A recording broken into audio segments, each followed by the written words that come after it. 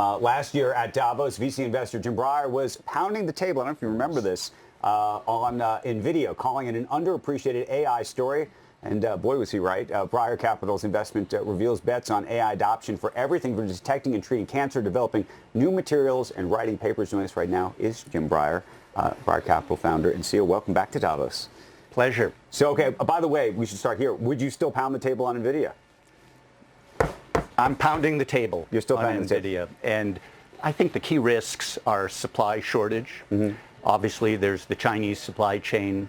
It was at one of the discussions in and around some of your conferences where I spent time with NVIDIA's senior teams around the resilience of the supply chain. I came away very impressed.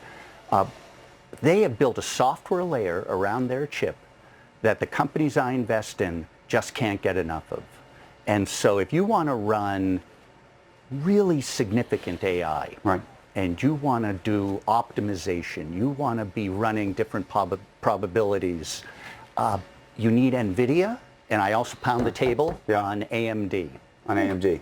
Speak to this, though, because when you talk about doing serious kind of work, you're not really, I mean, Sam Altman's here, he's talking about ChatGPT, there's just a big meeting, I don't know if you were at that meeting, we can talk about it, but you're talking about, I mean, you're investing in a number of companies that are using AI for healthcare, where they're having to do imaging and real sort of heavy-duty stuff. Where do you see the real opportunity? I mean, we talk about AI every day, but nobody sort of has a tangible form factor for it. Where do you see the biggest opportunity immediately? Well, I'm seeing it play out in very positive ways because for the 12 or so AI spin-outs out of Memorial Sloan Kettering, MD Anderson, Harvard, UCSF, we start with great medical data and a great set of doctors. It's my job to recruit these insane machine learning geniuses out of Alphabet and Amazon and Microsoft. And we're seeing phenomenal progress in a number of cases where something as simple as getting a pathology slide back used to take 10 days. We do it in 2. And I think what we shall see over the next couple of years, these worlds have been completely separate. You're talking about the academic world and then the commercial world where you can actually get those patient to patients, right, to actually help improve things. Yeah. And so I think the other piece of it is for a lot of people who invest in biotech, they've been very slow to invest in artificial intelligence. And there are a lot of great investors out there who just don't do healthcare life sciences. And so part of the Breyer Capital thesis in 2016 and 17, study New England Journal of Medicine, spend time with the doctors, and the newest deal, which I'm really excited about with my friends Michael Dell and Steve Pagluca, Tom Cahill, we have one of the best scientists in the world as our founder, Stuart Schreiber. And he was a co-founder of the Broad, a lot of advances. The Broad Institute. The Broad this Institute. is for Arena Biotech. This is Arena. Yeah. We spoke to the Broad and the universities for about a year. And we are basically now announced as a for-profit institute that will build deep AI technology, but it's all medical and computer experts who really think we can make a big difference. Instead of 10 years for a new drug, it's 3. Yeah, I mean, that's one of the most exciting promises of all of this artificial intelligence. One of the things that could probably benefit humanity to the highest degree. Yeah.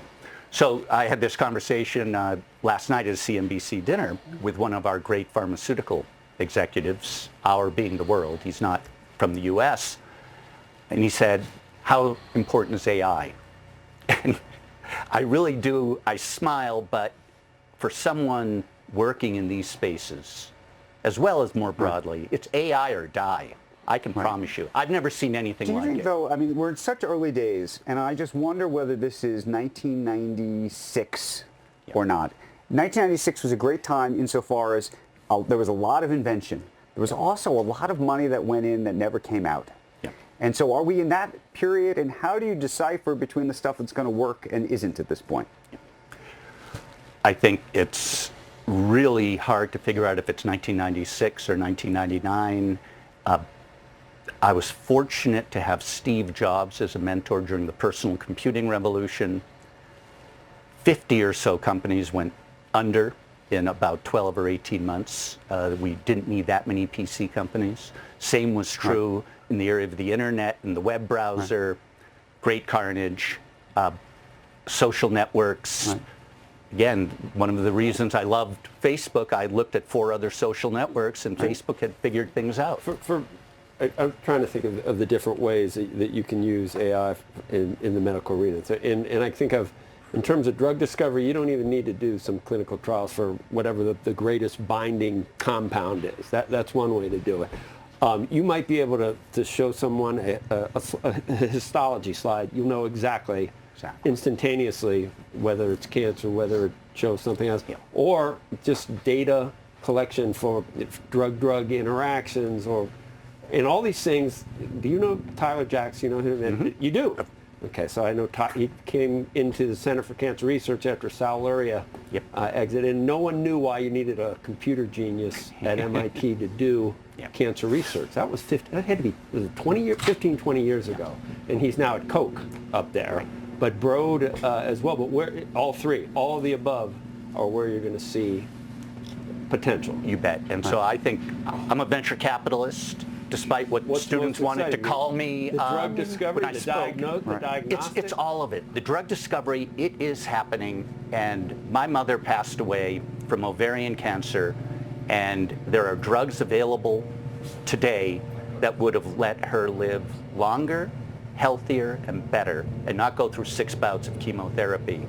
So there's a pipeline of drugs that just needs to be accelerated, and that's what AI can do. That's what AI and computation can do. We got to run, and they're going to kill me for asking, who loses in all of this? Because a lot of companies won, but then there are always going to be people who are going to be upended. Who do you look at and say it's going to be tough for them? I think there are companies like Cisco that are now value-oriented. They are not on the growth trajectory. I like the acquisitions they've made. The Magnificent Seven, quote-unquote, I would add AMD to that list for sure. The best AI talent is in the mega cap arena. I would say $1 billion or $1 trillion of Microsoft market cap is probably due to AI. And so we'll see, but there are a lot of companies that don't move fast enough. I can't tell what you're saying with that $1 trillion, whether it's overvalued or undervalued. And I think he's not going to answer the question. Jim Breyer, thank you. Thank you. Thanks very much. Great to be with you.